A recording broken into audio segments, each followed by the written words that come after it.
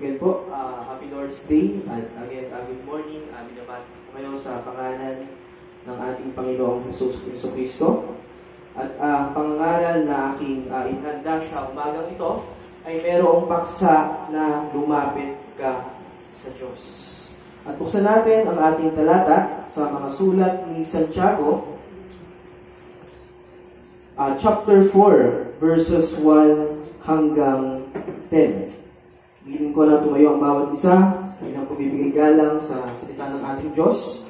Sa natin ang ating mga Bible, sa mga sulat ni Santiago, Kabanata 4, magmula unang talata hanggang 10 talata.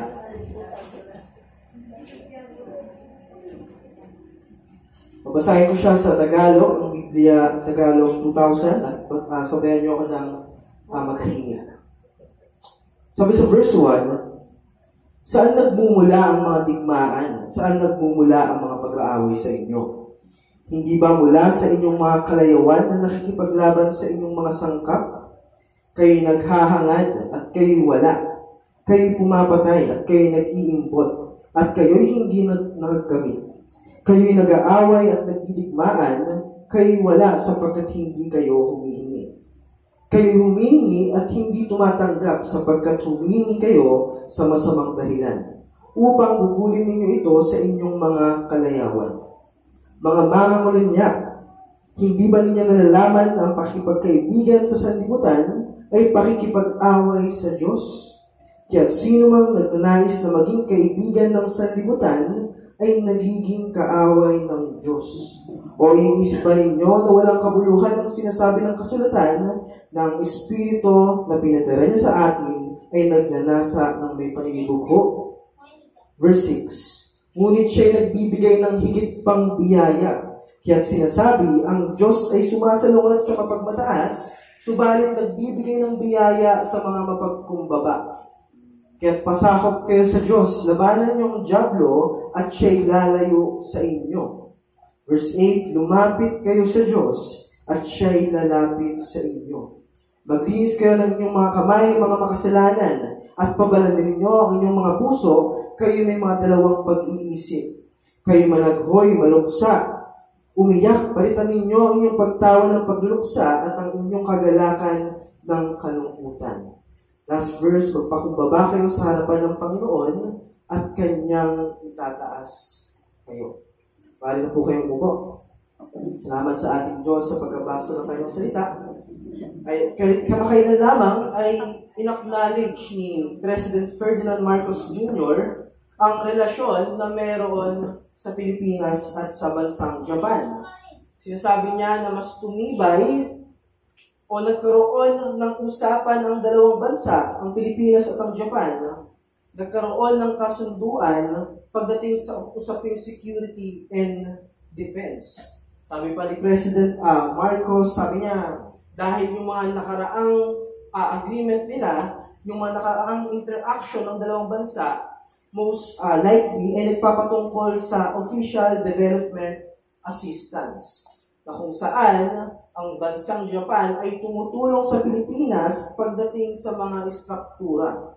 Kaya kung kayo ay familiar or napadpad na sa crossing sa Mandaluyong, kung makikita nyo doon yung MRT, sa ilalim ng linis doon, yung pinaka-structure doon, makikita nyo mayroong flag ng Philippines at meron din flag ng Japan. Pagpapakita na kung saan nabuo ang structure na yun ng mayroong assistance o ng tulong ng bansang Japan. At ganoon din naman na pag-usapan ng dalawang bansa sa pangunguna ng ating Pangulo na kung saan pag-usapan natin ang pagdating sa security at defense ng ating mga bansa. Bakit? Kasi kamakailan lamang ay patuloy pa rin ang harassment ng China sa usaping West Philippine Sea. At ganoon din naman sa Japan, nung ang North Korea ay nagpadala ng missile sa Korean Peninsula, ay halos malapit na ito sa Japan. At ang response ng Japan sa pangunguna ni Yamaguchi ay susuportahan daw ng Japan ang Pilipinas sa iba't ibang bagay, lalong-lalo na sa security and defense. makikita natin yung interaction ng dalawang sovereign state ay tinatawag natin na international relations. Ibig sabihin, yun yung relation na meron sa dalawang bansa at pinagtitibay ito sa pagkakaroon na ang dalawang bansa ay merong tiwala sa isa't isa, pagtulong sa pag-uunlad ng bawat isa. So yan ay tinatawag na international relations. Ngunit ma-observe din natin, ang relasyon na meron sa mundong ito ay iba sa relasyon na meron ang isang Kristiyano sa ating Diyos. Kung sa international relation, kinakailangan manatiling tapat yung dalawa, nagtutulungan para magkaroon o makabuo ng tiwala, ngunit sa usapin sa relasyon ng Kristiyano at relasyon ng Diyos ay naiiba. Bakit? Oftentimes, we are unfaithful, ngunit ang ating Diyos ay nananatiling tapat. Maraming pagkakataon na tayo ay nakakagawa ng kasalanan, ngunit ang ating Diyos ay nananatili pa rin tapat. Pero matatanong natin, sa talata na binasa natin, bakit pinapalapit ni Santiago yung mga Kristiyano sa ating Diyos? Tandaan natin, yung sinulatan ni James, mga Kristiyano na ito. Ito yung mga Jewish converts na kung saan nung early Church of Christ, sila ay nagkalat because of persecutions. So, anong reason? Kayo ay na kay Kristo na, kayo ay nasa ating Diyos na, bakit pinapalapit kayo sa mga talatang ito? Ang problema na kinakaharap nila, sila ay malapit sa sanlibutan, sila ay kaibigan ng sanlibutan. We must first understand ano ang ibig sabihin ng Bible dito kapag tinutukoy ang word na world. Tayo ay nakatira sa sanlibutan. Nakipagsalamuha tayo sa sanlibutan. Papaanong nagiging kaaway ng Diyos ang kaibigan ng sanlibutan? Remember, kapag sinasabing world o cosmos, tatlong definition ang pwede nating makita dito. Number one, pag sinabing world, it can be the circle of earth or the earth.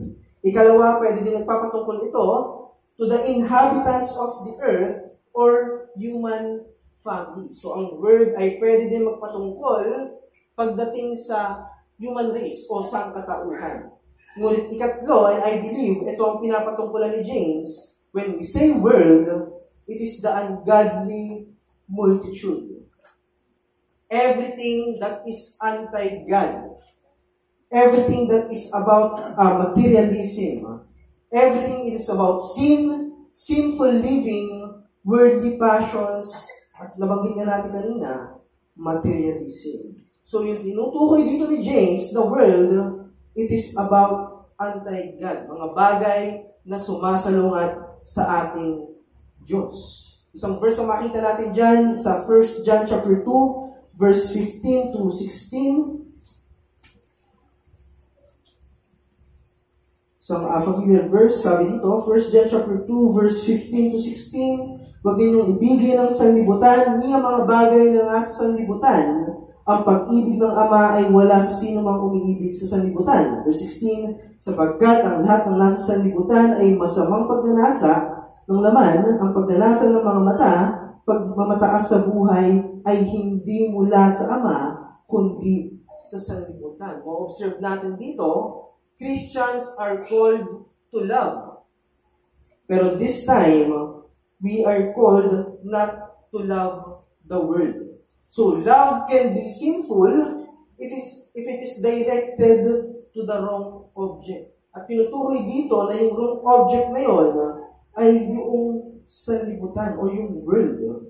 At sabi pa ng mga ngaral sa talatang ito, yung do not love the world na ito, hindi sinasabi ng Diyos na merong mga mabubuting bagay sa sanlibutan at nais kitang ilayo dito. Kundi anong ibig sabihin nito? Yung do not love the world na sinasabi dito, may mga bagay sa sanlibutan na mukhang mabuti sa paningin mo at mabuti sa pakiramdam mo, pero sa huli ay ikapapahamak mo. Kaya tinatawag ka rito palayo mula sa sanlibutan. Tinatawag ka na manangan sa Diyos, manatili sa Kanya upang ikaw ay hindi mapahama. Kaya ito ang mensahe na makukuha natin mula sa talata na ating binasa. Ito lang ang simpleng mensahe na makikita natin. Ang panawagan sa Kristiyano na lumapit sa Diyos ay panawagan na lumayo sa kasalanan at sa sanlibutan. Ang panawagan sa Kristiyano na lumapit sa Diyos ay panawagan na lumayo sa kasalanan at lumayo sa sanlibutan. Dalawang punto ang ating makikita dito. Anong problema, kaibigan ng sanlibutan? And what is the redemptive solution na in-offer sa atin? Walang iba kundi lumapit ka sa Diyos. Unang punto, malapit o kaibigan sa sanlibutan. Yan ang tinuturo sa atin sa verses 1 to 5. Alam nyo, sa pagiging malapit o kaibigan ng sanlibutan ng mga taong ito, tinawag pa yung mga mananampalataya na mangangalunya. Diba? Anong sinabi doon sa verse 4? You adulterous people. Kayo ay mga mangangalunya. Bakit? Bakit sila tinawag na adulterous? May mga talata sa Bible na sinasabi na kapag isang tao ay nag-iimbot, ay naaaling tulad na rin ito sa pangangalunya. Ngunit sa talatang ito, remember, God has established His covenant to His people na siyang nalalarawan din sa image ng marriage. So, if we depart from God's precept o sa pag-uutos ng ating Diyos, it is also violation of God's covenant. And it is also violation thereof marriage. So, ganun din, ang church ay tinatawag to be the bride of Christ. At bilang bride ng ating Panginoon, tayo ay tinatawag ng mabuhay ng merong katapatan at kabanalan sa Kanya. At kasama doon, yung ilayo natin ang ating sarili mula sa kasamaan ng sanlibutan na ito. Therefore, ang pakikipagkaibigan sa sanlibutan is also to commit spiritual adultery. Again, ang pakikipagkaibigan sa sanlibutan, it is also to commit spiritual adultery. Alam niyo, at kung ma-observe natin ang Book of James, sa tingin ko ang puso ng kanilang problema ay yung tinatawag sila na kaibigan ng sanlibutan. Dahilan kung bakit nagkaroon pa sila ng sangay-sangay na kasalanan, ito yung pinaka-reason. Remember, nung si James, in-address niya yung mga nakikinig sa kanya na sila ay hearers ng word, pero hindi sila doers. Ang pinaka-reason nito, dahil sila nga ay kaibigan ng sanlibutan. Pinagtitibay yan ng parable of the sower, na kung saan binanggit din sa Book of the Gospels. Makita natin sa Mark chapter 4, verses 18 to 19, noong ating Panginoon ay nagpapatungkol sa parable of the sower. Sabi niya dito, Mark chapter 4, verses 18 to 19, sabi niya, ang binhi ay hinasik sa tinikan.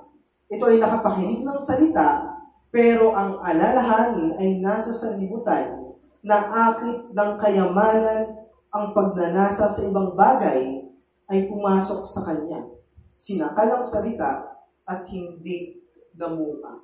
So, yung pala ang dahilan kung bakit may mga Kristiyano na nakakapakinig lamang ngunit hindi naman gumagawa ng salita ng Diyos. Bakit?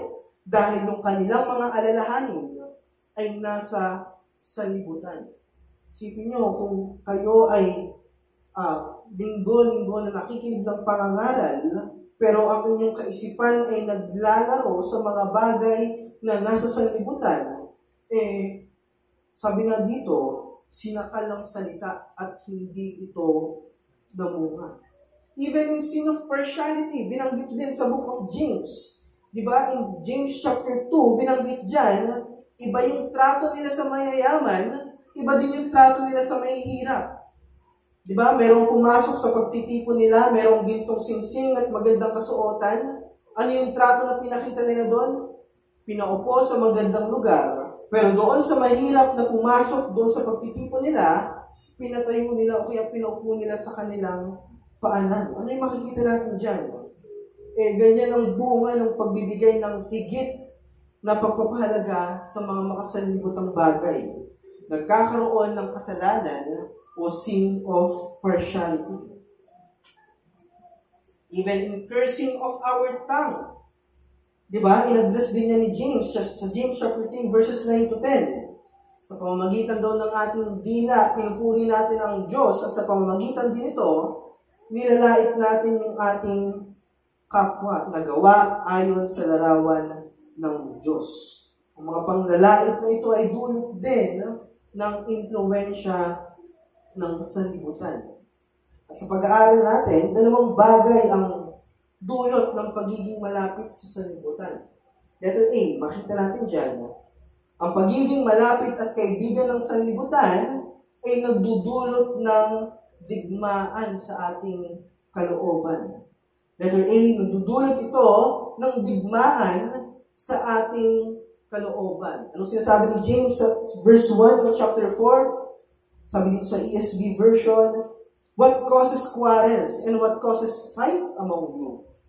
Is it not this, that your passions are at war within you? Ang iyong pagnanasa ay naglalaban-laban sa iyong kalooban. When we say passion, it is a strong desire, a strong devotion to some object, activity, or concept. At saan nakipagdigmaan ang malakas na pagnanasang ito? Again, sa ating kalooban. So, ang pagiging malapit sa sanlibutan o kaibigan ito, it affects our desires. Ibig sabihin, nagkakaroon tayo ng strong desire sa mga bagay na salungat sa kalooban ng Diyos. We know na sa ating pagkamakasalanan, we still have those sinful nature na kung saan tayo ay nagnanais pa rin na meron pa rin sa atin na nakakagawa tayo ng kasalanan. Pero yung desire na yon ay mas lalong na-influensyahan kapag tayo ay malapit sa sanlibutan. And at the same time, yung desire na yon ay lumalaban sa bagong pagkatao na meron ng isang Kristiyano.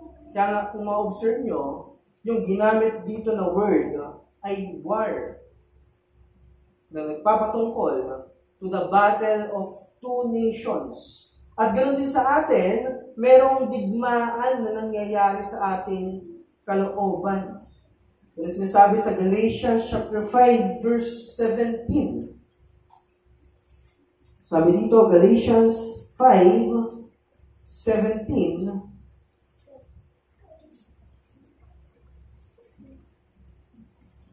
sabi dito ni Pablo, sapagkat ang mga pagnanasa ng laman ay laban sa kagustuhan ng Espiritu. At ang kagustuhan ng Espiritu ay laban sa pagnanasa ng laman. Magkalaban ang dalawang ito, kaya't napipigilan kayo sa paggawa ng nais niyong gawin. So yung pala yung dalawang naglalaban sa ating kalooban.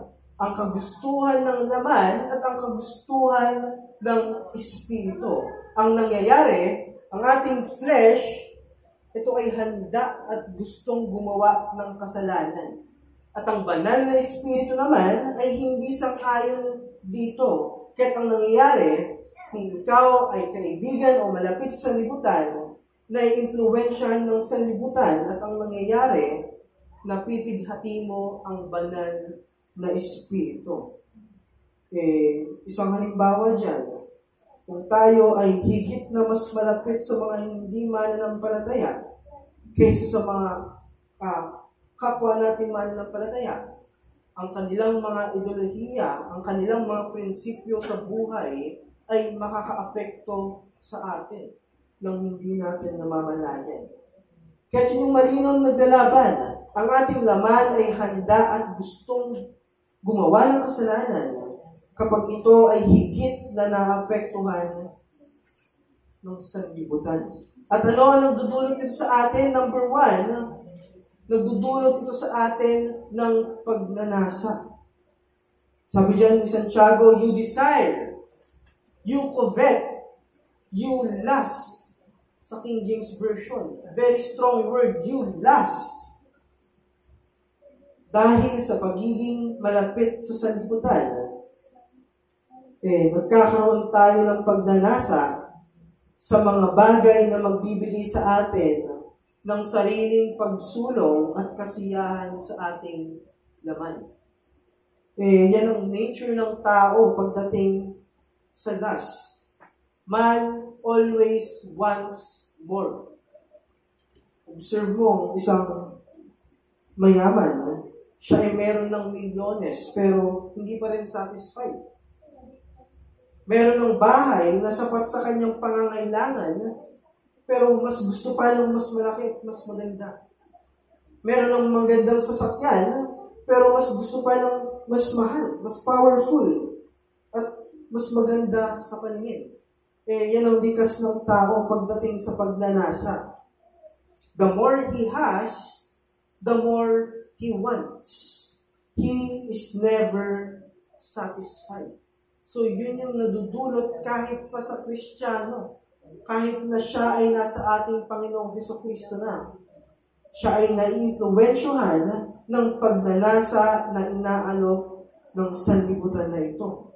At sinasabi din dyan ni Santiago na ano yung kahihinatnan kapag hindi natustusan yung pagnanasang ito. Very strong word yung ginamit dyan ni James. Sa verse 2, anong sinabi niya? You murder, you kill, you fight and quarrel. Strong words ang ginamit ni James dito. Bakit you kill? Bakit you murder? Posible ba na ang mga Kristiyano ay nagpatayan dahil sa kanilang pagnanasa? Walang ebidensya na nagkaroon ng actual murder na naganap sa congregation ng time na to. Pero tandaan din natin, sinabi ng ating Panginoong Jesucristo na pinatawag din ng murder kapag hate natin ang ating kapatiran. Matthew chapter 5 verse 21 to 24, ano sinasabi doon?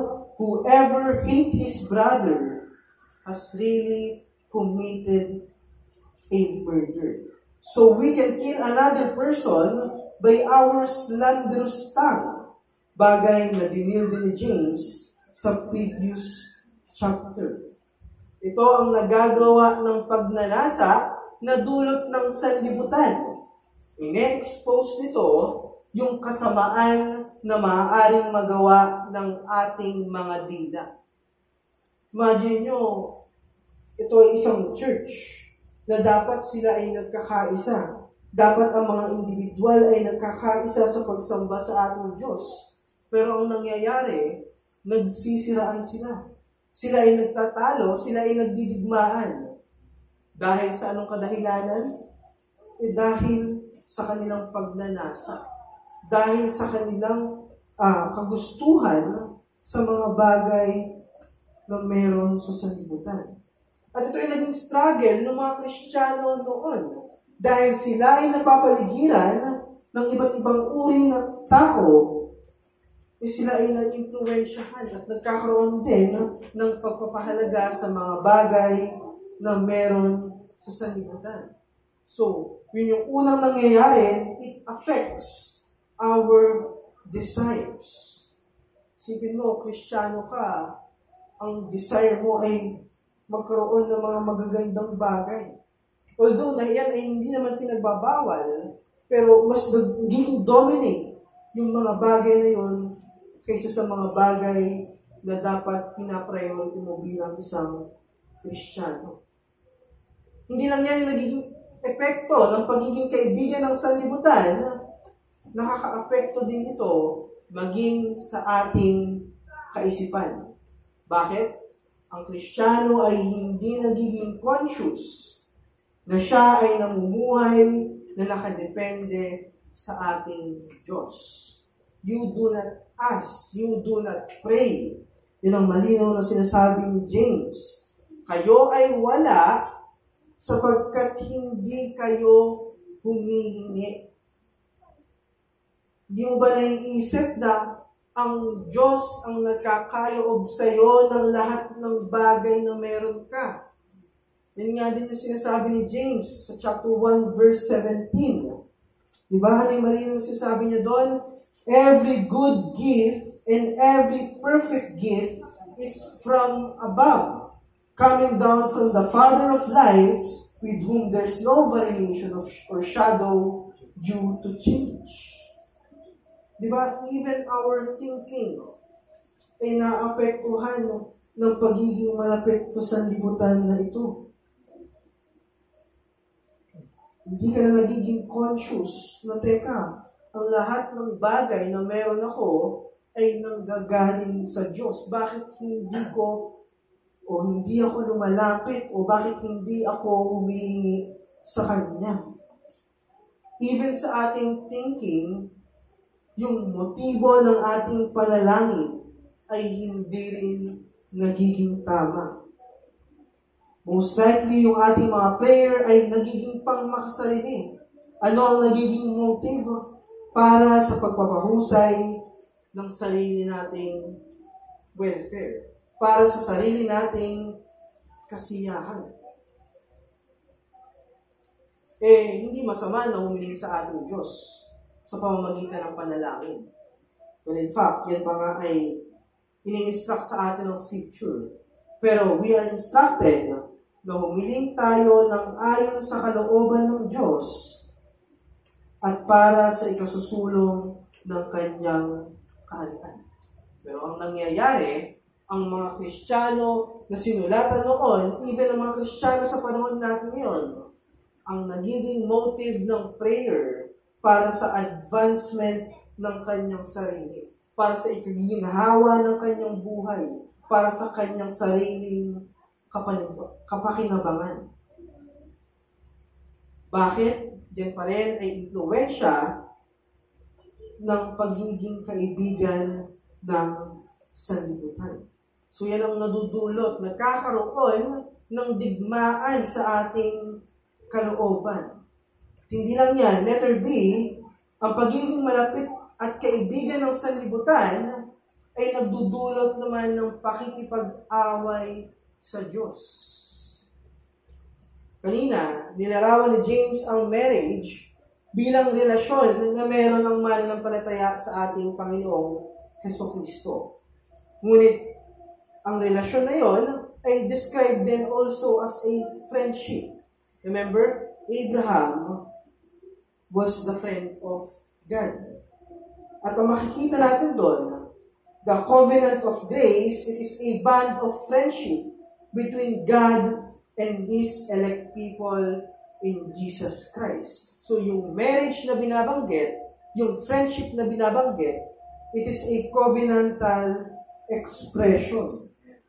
At yung friendship na word na ginamit dito, it is referring to an intimate term. Kapag ikaw ay merong kaibigan o merong intimate friend, meron kayong mutual love, mutual respect, and mutual happiness at the same time. At sa loob ng pagkakaibigan na ito, ay nagkakaroon kayo ng pagkakabahagi sa inyong buhay, nagkakaroon kayo ng pagkakabahagi sa inyong pag-iisip, sa inyong desire, even sa kasiyahan at sa kalungkutan, nagkakaroon ng pagkakabahagi ang dalawang panig. Yan din ang sinasabi ng Bible, na ang pagkakaibigan ay kayang gawin ano pa man para sa isang kaibigan. Ano sabi sa John 15:13, greater love has no one than this, that someone laid down his life for his friends. But as we define friendship, we must also define friendship, that the relationship of friendship, it is also exclusive. The relationship of friendship is also exclusive. Ano ibig sabihin nito? Hindi ka pwedeng maging kaibigan ng dalawang individual na magkaaway at kinamumuhian ang isa't isa. So, hindi ka pwede na kaibigan mo si ganyan, pero kaaway niya rin o kinamumuhian niya yung kaibigan niyo. Pwede kung dati mo silang parehas na kaibigan, ikaw ay namamagitan sa kanila. Pero yung maging kaibigan ka ng dalawang party, at parehas silang magkaaway at kinamumuhian ng isa't isa, hindi ito posible. It's either kakampihan mo yung isa o kamumuhian mo yung isa. At ganoon din naman sa kabilang panig. So ano yung makita natin dito? We cannot be friends of God and friends of the world at the same time. Bakit? Dahil ang sanlibutan na tinutukoy dito ay kinamumuhian ang Diyos. Ninanais nito na mabura ang pangalan ng Diyos sa kanyang nilikha. Therefore, ito ang ating magiging thinking. Kung tayo ay kaibigan ng sanlibutan, tayo ay merong fellowship sa sanlibutan, hinahanap natin ang kasiyahan sa mundong ito, nakikibahagi tayo sa layunin nila. Nakikibahagi tayo sa kayamanan nila. Nakikibahagi tayo sa kasiyahan na meron sila. At tatanungin ko kayo, paano ka nagkakaroon ng joy na pagkakaroon ng malapit na relasyon sa mga tao na kinamumuhian ang Diyos mo? Hindi sinasabi dito sa atin na mamundok ka at huwag kang makisalamuha sa libutan. Pero again, yung word nga na tinutukoy dito, it speaks about everything that is anti-God. Mga bagay sa sanlibutan na sumasalungat sa ating Diyos. At kung makakaalala nyo, nung si Apostle Paul, nagpaalala siya sa mga taga-Korinto patungkol sa pakikimpamatok sa hindi mananampalataya. Ang command na yun, akala ba natin, ganun-ganun na lamang kadali. Kung tayo ay merong thinking na siya naman ay magiging Christian din, siya naman ay in the future ay maliligtas din, at tayo ay makikipamatok sa hindi mananampalataya, tayo ay nagkakamali. Bakit? Kung tayo ay makipamatok sa hindi mananampalataya, nagsishare kayong dalawa ng inyong desire. Nagsishare kayong dalawa ng inyong thoughts. Nagsishare kayong dalawa ng inyong kasiyahan at kalungkutan. Ibig sabihin, sumasang-ayon at nakikibahagi ka rin sa isang tao na kinamumuhian ang Diyos mo. Kaya nga sabi ni Paul, anong pagsasama ang meron sa katuwiran at kasamaan? Anong pagsasama ang meron sa liwanag at kadiliman? Hindi maaari na ang Kristiyano o isang mananampalataya ay makipamatok sa hindi mananampalataya. Kung mangyari man yun, baka pareha sila na hindi mananampalataya. Kaya nga, ano yung pag-challenge sa kanila ni Apostle Paul? Yung banal na spirito na nananahan mismo sa kanila. Diba? Ano yung sinasabi sa verse 6? Hinamon siya. Ganyan ba ang buhay na pinananahanan ng banal na spirito? Sa tingin nyo ba na ang kasulatan ay sinusuportahan ng pamumuhay na meron kayo? Kayo na humahabol sa sanlibutan, nagnanasa sa mga bagay na ito, nagkakaroon ng galit sa inyong kapwa, nagkakaroon ng pag-iimbot, nagkakaroon ng matinding pagnanasa, hindi yan ang bunga ng banal na spirito na nananahan sa inyo. Yes, mayroong pa rin sinful na nature na mayroong isang Kristiyano, pero again, yan ay patuloy na pinababanal. At hindi yan ang bunga na ginagawa ng banal na espiritu. Ito nang makikita natin dito, hindi lamang silang na-commit ng mga kasalanan na nabanggit. Even ang bawat isa sa atin, aware man tayo o hindi, we also commit these sins. At anong hamon na makikita natin? I-observe mo ang araw-araw na nagdaan sa'yo. O ang buong linggo na nagdaan sa'yo. Tanungin mo ang iyong sarili. paano ko sinimulan ng aking araw? Saan ko mostly ginugugol ang aking araw? Sa buong linggong nagdaan, ako ba ay mas naging masaya kasama ang mga kaklase, kaibigan o katrabaho ko na hindi mananampalataya? Kamusta ang aking personal na kabanalan? Kamusta ang aking spiritual na paglago? Mas naka-impluwensya ba sa akin ang sanlibutan? O mas naka-impluwensya ba sa akin ang salita ng Diyos? Ito yung point na makikita natin. Kung saan mo mostly dinudwell ang sarili mo, yun ang siyang nakaka-impluwensya sa iyo. Kung tayo ay mas malapit sa mga bagay na ino-offer ng mundong ito, kung tayo ay mas malapit sa mga tao na hindi naman natin kamananampalataya, pero pagdating sa mga kapwa natin na ibang turing natin, again, sila ang nakaka-impluwensya sa iyo. At ang sabi ni Jerry Bridges, God's Word must be strongly fixed in our minds that it becomes the dominant influence in our thoughts, our attitudes, and our actions.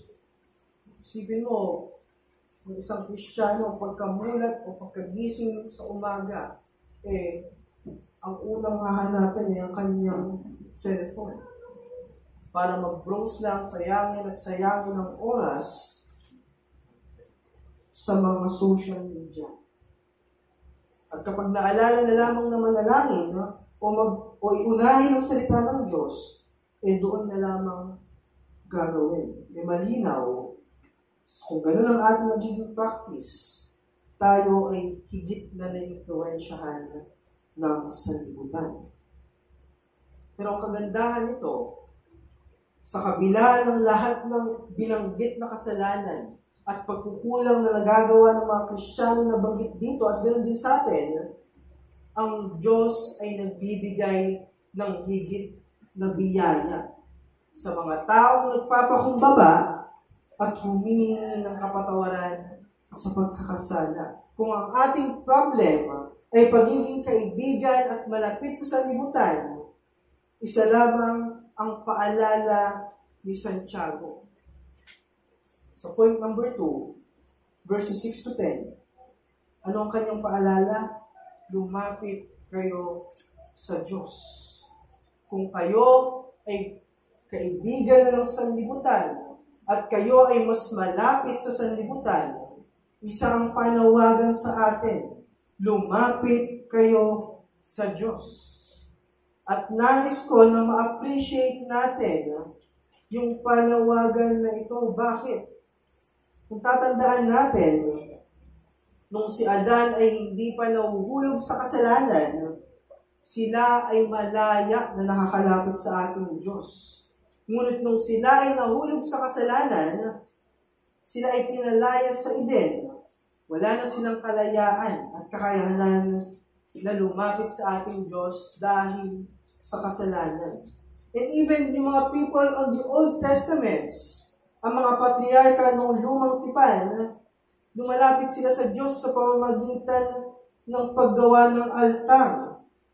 At nalalaman pa rin nila na posible lamang silang makakalapit sa Diyos sa pamamagitan ng atonement of the blood. Ganon din yung mga Israelita noon.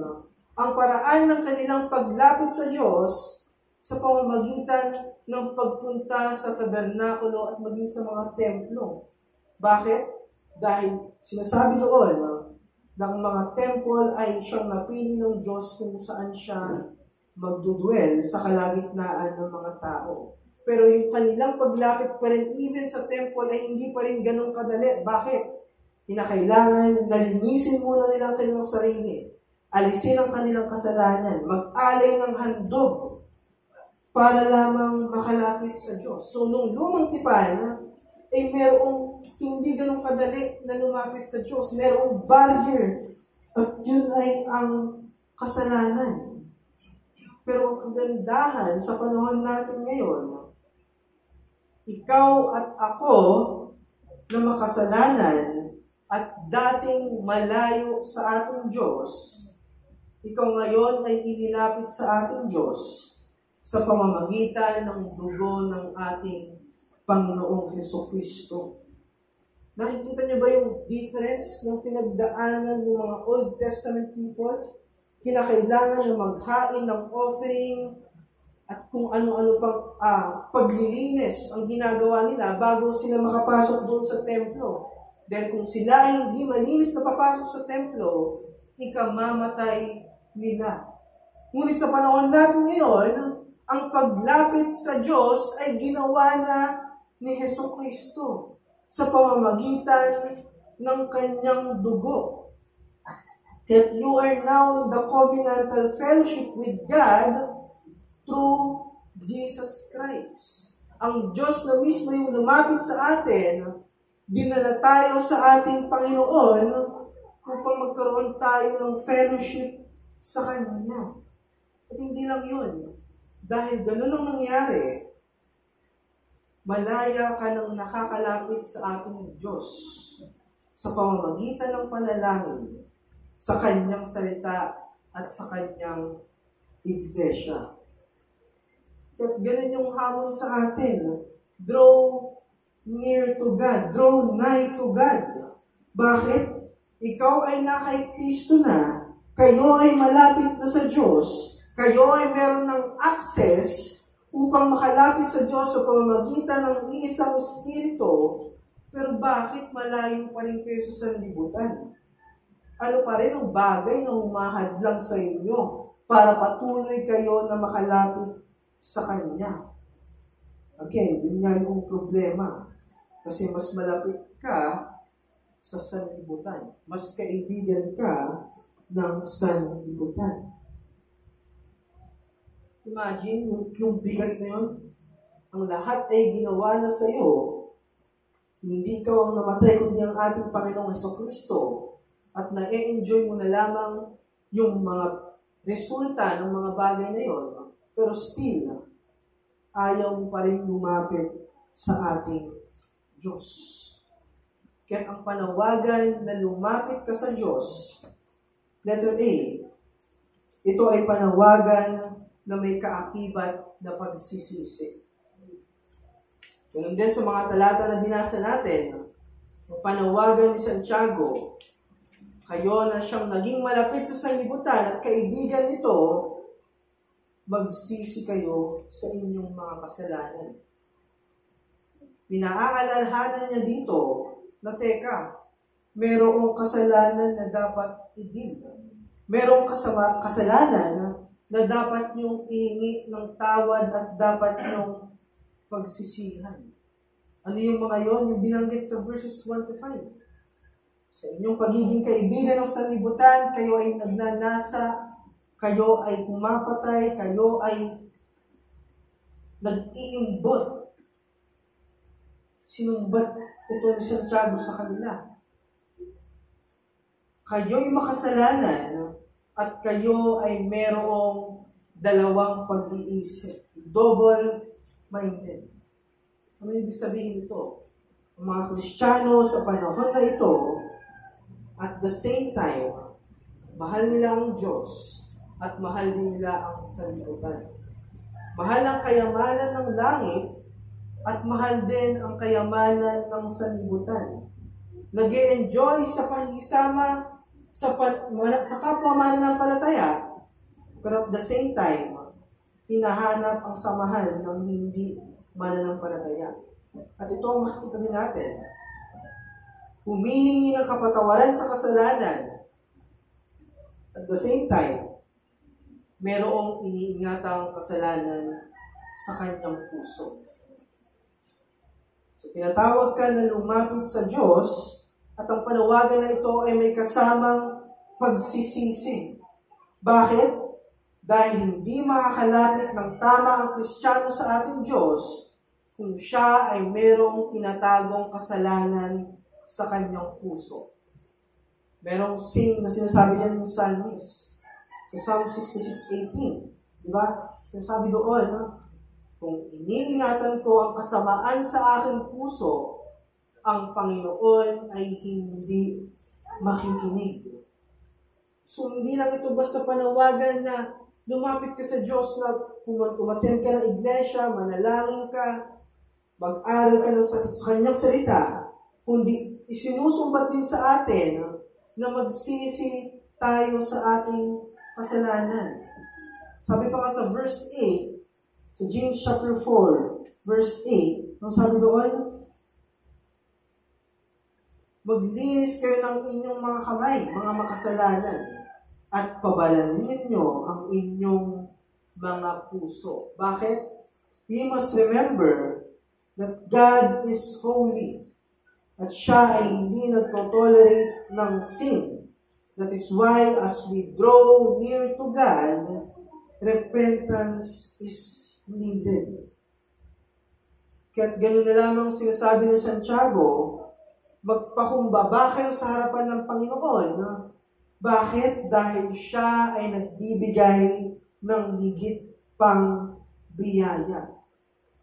Sa pagpapakumbabang iyon, we must remind ourselves that we are a sinner. Pero sa kabila ng tayo ay makasalanan, ikaw ay tinawag na kaibigan ng Diyos. Bagay na dapat magpaalala sa atin upang tayo ay magpakumbaba sa harapan niya. So, ang panawagan upang ikaw ay magsisi, James is calling us to internal and external repentance. Makikita sa iyong puso, makikita sa iyong gawa na ikaw ay nagsisisi sa iyong kasalanan. Hindi lang yan. We are also called to a heartful repentance. Anong point na makita natin dito? Remember, ang fellowship na meron ang Kristiyano at ang Diyos, we are in a conscious fellowship with God. Habang tayo ay patuloy na lumalapit sa ating Diyos, sa pamamagitan ng panalangin, pag-aaral ng kanyang salita, sa pamamagitan ng iglesia, patuloy tayo lumalapit sa Kanya, patuloy na nakikita natin ang Kanyang kabanalan, at patuloy na nakikita mo rin ang iyong pagkamakasalanan sa harapan niya. Diba ang ating nararamdaman as we continue to hear the message of God? Tayo ba ay nakakaramdam ng pagsumbat sa kasalanan? Yun yung question sa atin. Ano ang nararamdaman mo towards your sin? Kaya kung ang sanlibutan ito, they are very proud, they are very happy sa kasalanan na kanilang ginagawa. How about you, na isang Kristiyano? Kaya anong panawagan dito ni James? Managhoy kayo, magluksa kayo, umiyak kayo. Palitan ninyo yung pagtawa ninyo ng pagluksa at ang inyong kagalakan ay palitan ninyo ng kalungkutan. Hindi sinasabi dito ni Santiago na hindi pwedeng maging masaya ang Kristiyano. Iba yung sinasabi ni Paul that we must rejoice always. Pero iba din naman yung sinasabi dito ni James na magkaroon tayo ng tamang pagtingin sa kasalanan. Kaya nga sabi sa Ecclesiastes chapter 7, verses 2 to 3,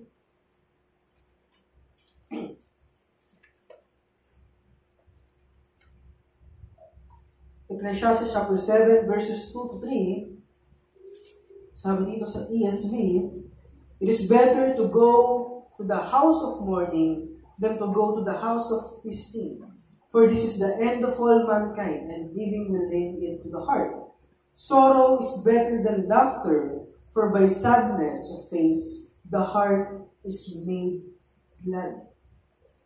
Habang tinatawag tayo ni Santiago na lumapit sa Diyos, at tignan natin yung ating mga pagkakasala sa harapan niya, sinasabi niya sa atin na walang lugar ang kasiyahan pagdating sa kasalanan. walang lugar ang kasiyahan pagdating sa kasalanan. We must come to Christ with a broken spirit and contrite hearts. Tignan din natin o observe natin yung ating sarili. Ang repentance ba natin ay totoo? Mamaya, dahil ang pagsisisi ng isang Kristiyano, naiisip niya, pwede naman siyang humingi ng kapatawaran, okay lang na makumit niya ang sin. No. Hindi dapat ganito yung emotion natin towards sin. Kaya gano'n na lamang yung pagdidiin ni James. Malungkot kayo. Kung kayo ay nagagalak, palitan niyo ito ng kalungkutan. Dahil yan dapat ang nararamdaman nyo towards your sin. So, hindi lang basta panawagan na lumapit ka sa Diyos ng ganun-ganun lang. Meron kang kasalanan na dapat mong idin, dapat mong i-confess at ihingi ng tawad sa ating Diyos. And letter B, yung panawagan na lumapit kayo sa Diyos, ito rin ay panawagan na may kaakibat na pangako. Letter B, ito ay panawagan na mayroong kaakibat na pangako. Ito ang kagandahan sa paanyaya ng ating Diyos. Ang sabi sa verse 8, lumapit kayo sa Diyos at siya'y lalapit sa inyo. Hindi ibig sabihin nito ng tao ang unang kikilos para siya ay makalapit sa Diyos. Na para bang isang makasalanan na malayo sa Diyos merong kakayanan. Again, Kristiyano na yung sinulatan dito ni James. Sila ay meron ng kakayanan na lumapit sa Diyos. Ang paglalarawan dito, ang Kristiyano ay hindi naghahabol sa Diyos na para bang lumalapit ang Kristiyano sa Diyos at ang Diyos ay nag-iisip pa kung tutugunan ka ba niya o hindi. Malinaw ang sinasabi, siya'y lalapit sa inyo. Ganun na lamang yung sinasabi sa Jeremiah chapter 29 verse 13. Kapag hinanap ninyo ako at matatagpuan hanapin ninyo ako at matatagpuan kapag hinanap niyo ako ng inyong buong puso. Kung tayo ay naghahabol sa mga bagay na sanlibutan, meron sa sanlibutan ito, at tayo ay napapagod na habulin ang mga bagay na ito, malinaw ang pangako. Kapag lumapit kayo sa Diyos, siya naman ay lalapit din sa inyo. Kung ikaw ay lumapit sa Diyos ng merong pananampalataya at ginagamit mo yung mga kinaloob niyang biyaya upang ikaw ay makalapit sa Kanya, again, He will draw near. Ano yung mga kaloob na biyaya na yun? Again, ang ating Diyos ay nagkaloob ng mga pangmaraan ng biyaya upang ikaw ay maging malapit sa Kanya. Andyan ka na malaya kang nakakapanalangin. Andyan ang iyong Bible na kumpleto at buo.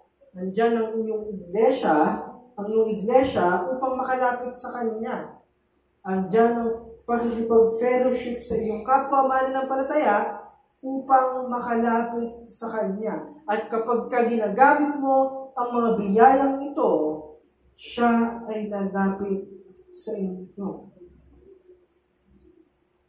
Diba? Na-observe naman natin yan. Kung ikaw ay lalapit sa Diyos, ang desire mo, higit na makilala siya, hindi siya maramot na ihayag at ipakilala ang kanyang sarili. Kung ikaw ay lalapit sa Diyos sa panalangin, hindi siya maramot na tugunan ang kahilingan mo na ayon sa kanyang kalooban. And even, kung lalapit ka sa Diyos sa oras ng iyong kalungkutan, pagkabalisa at pagdurusa, again, ang kanyang presensya, ang kanyang salita at ang kanyang pangako ang magbibigay ng tamang aliw sa iyo. Magiging problem, lately na lamang natin nare-recognize ito. Na pagdating sa kung ano-anong bagay pagdating sa kagipitan at kalungkutan, hindi agad natin naiisip na lapitan ang ating Diyos. Malinaw ang paanyaya, lumapit ka sa Diyos at siya'y lalapit sa inyo. Bakit ano ang hadlang, bakit hindi ka makalapit sa Kanya? Ang nangyayari, ang Diyos ay nagbigay ng means para makalapit ka sa Kanya. Ang Diyos ay nagbigay ng mga tao sa paligid mo upang malapitan mo, pero hindi mo ito ginagawa. Kaya ang nangyayari, ang Kristiyano ay lumalapit sa ibang bagay o sa ibang tao.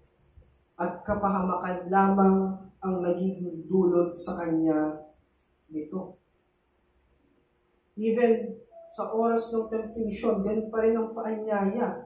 Lumapit ka sa Diyos. Ano sabi sa verse 7 ng chapter 4? Diba? Kaya't pasakop kayo sa Diyos, labanan ninyo ang dyablo, at siya ay lalayo sa inyo. Even in temptation, andun din ang panawagan. Andun din yung pangako na kapag nilabanan ang dyablo, andun din ang kanyang paglayo. At ganoon din, kapag tayo ay lumalapit sa Diyos, nung humihingi ng kapatawaran sa ating mga kasalanan, di ba, siya ay tapat, siya ay just para patawarin tayo sa ating mga kasalanan. 1 John 1:19, if we confess our sins, He is faithful and just to forgive us in our sins and to cleanse us from all unrighteousness. So, ang picture na ito, in despite of our sinfulness and our unfaithfulness, andyan ang Diyos na kung saan nananatiling tapat at niyayaya ka na lumapit sa Kanya. At kapag ginawa mo ang pagsisisi at pag-confess sa Kanya, siya ay tapat na kung saan patatawarin ka sa kasalanan. Even kung tayo nakakaramdam ng kalungkutan at pagkahiya at pagkaiyak sa ating sariling kasalanan, ang Diyos na nakakaalam ng ating puso, pinapakita niya pa rin ang kanyang pag-ibig at ang kanyang compassion sa kabila ng ating mga kahirapan. At ililigtas tayo mula sa miserableng kondisyon na meron tayo. Ganun na lamang ang sinasabi ni James, that humble yourself in the sight of the Lord, and He shall lift you up. E di ba ganito mismo ang ginawa sa atin ng Diyos? Sa pamamagitan ni Jesucristo, binayaran ang ating mga kasalanan. Habang tayo ay nasa sitwasyon ng pagiging miserable, pinanahan niya sa atin ang banal na Espiritu para binigyan niya tayo ng katiyakan sa kanyang pag-ibig sa atin. Iniligtas tayo sa pamamagitan ng kanyang biyaya at sa pamamagitan ng kamatayan ng ating Panginoon. So kung nagawa ng ating Diyos yun, even sa ating kaligtasan, ano pa kaya sa buhay na meron ka ngayon? Ano ang dahilan kung bakit hindi ka lalapit sa Kanya? Malinaw ang panawagan, lumapit ka sa Diyos at siya'y lalapit sa inyo. But ang nagiging problem ng mananampalataya nung time nila at nung time natin yun, even in our time today, we do not recognize God.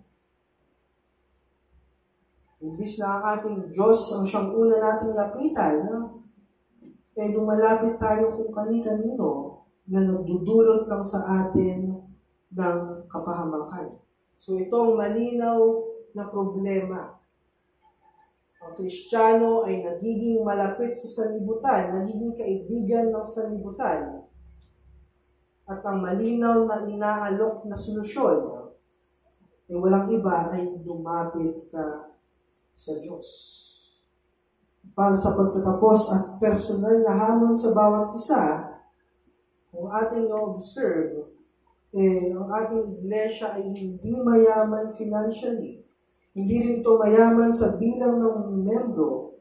Pero sasabihin ko sa inyo, ang ating iglesia ay mayaman sa mga bagay na ikalalapit mo sa ating Diyos. Tayo ay mayaman sa ikalalago at ikatitibay mo bilang isang mananampalataya. Ibig sabihin, nag-provide na ang Diyos sa atin ng kanyang means para makalapit ka sa Kanya. Nag-provide siya ng mga tao na siyang malalapitan mo upang ilapit ka din sa Kanya. Pero ang nagiging problema,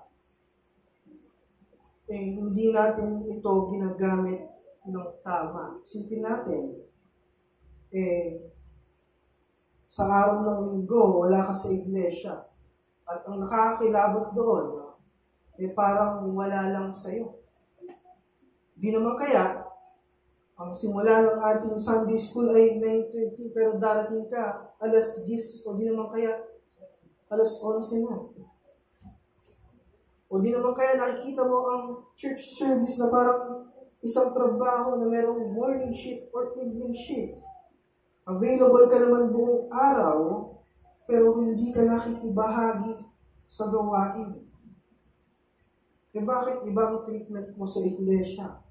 Although, pagdating sa eskwelahan, pagdating sa trabaho, pagdating sa negosyo, ayaw na ayaw natin na lumiliban tayo. Ayaw na ayaw natin na nalilate tayo o di naman kaya merong nasasayang na oras. Pero bakit pagdating sa iglesia, iba ang iyong treatment? Yes, ang lahat ng ito ay kaloob na biyaya ng Diyos, pero I believe, ang priority ng isang Kristiyano ay dapat ang kanyang church life. Amen. Even tuwing Wednesday, meron tayong pulong panalangin. Pero hindi ka dumadalo. Meron ng Google Meet, magjo-join ka na lang online, pero ayaw mo pa rin dumalo. Merong recording ng ating mga pangangaral, pero zero ang views magmula nung in-upload ito. Diyan na rin ang Bible study at ganoon din ang ano pang mga bagay na inaalok ng iglesia para lumapit ka sa Kanya. Andiyan ang iyong Bible, andiyan ang iyong panalangin na malaya kang nakakalapit sa ating Diyos. Pero sa dami ng lahat ng ito, hindi mo pa rin ginagamit ng tama. So ang problema ay nasa ating sarili mismo. Nag-provide ng ating Diyos. Nag-provide ng mga tao na siyang aakayin ka rin na makalapit sa Kanya. Pero hindi mo ito ni-utilize ng tama. And again, I urge everyone, draw near to God. At maging sa mga tao na wala pa kay Hesukristo, maging sa mga tao na napakalayo pa sa ating Diyos, it is the same admonition na kung saan tinatawag ko kayo. Draw near to God sa pamamagitan ng ating Panginoong Hesukristo. Draw near to God sa pagsisisi sa iyong kasalanan at pananampalataya sa ating Panginoong Hesukristo. Pray ng Diyos sa mensahe ng kanyang salita. Let us pray po. Aming Diyos na dakila at makapangyarihan sa lahat, maraming salamat sa morning service na kung saan ay nalalapit ng pagtatapos, O Diyos, ay kung saan kami ay natuto mula sa Sunday School at maging sa mensahe na ipangaral ngayon. Panginoon, nakikita niyo ang aming kahinaan, ang aming mga pagkukulang, ang aming mga kasalanan sa harapan ninyo. At hinihingi po namin ito ng tawad, hinihingi po namin ito ng pagtatama. At makikita din po namin ang paanyaya niyo, O Diyos, na kami na inilapit niyo sa inyo sa pamamagitan ni Hesukristo ay patuloy na niyayaya ninyo na patuloy na lumapit sa inyo. Patuloy na lumago at patuloy na magpatibay bilang mga anak mo, O Diyos. Dalangin po namin, Panginoon, na patuloy niyo kaming samahan sa aming buhay Kristiyano, kung saan patuloy niyo i-provide niyo ang aming needs, Panginoon, sa pagpapatuloy sa aming pananampalataya. Mga recording, Panginoon, maabot nito nawa ang mga kapatiran na wala dito sa anumang kadahilanan, maabot nito nawa ang mga tao na wala pa sa aming Panginoong Kristo, na-receive nila ito nung merong kasiyahan at merong humbly na matanggap ang inyong salita. Palain po ang mga gawain namin mamaya, sa mga natitira pang gawain sa oras na ito. Tawad po sa aming mga pagkakasala at pagkukulang na nagagawa namin laban sa inyo. Maraming salamat po muli sa lahat. Kung ang samot nalangin sa pangalan ni Jesus. Amen.